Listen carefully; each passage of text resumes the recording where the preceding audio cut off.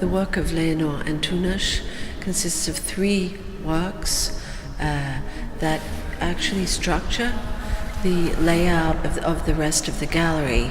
And it's very typical, I think, of Leonor's work in that her sculptures function as a kind of architecture.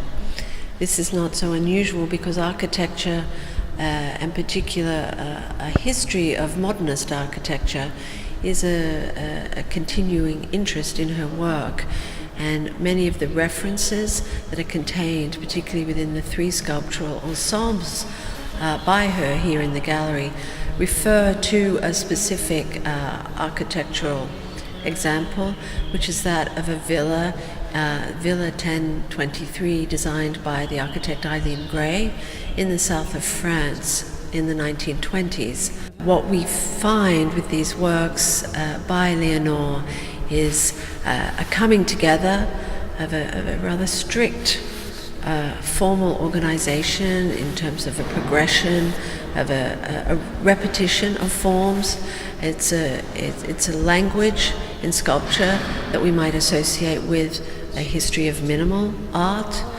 In particular, Carl Andre, particularly in the works by Leonor that are actually laying on the floor, that suggest paving stones, while they relate to a specific element of the modernist villa by Gray, they also make a definite reference to this other history.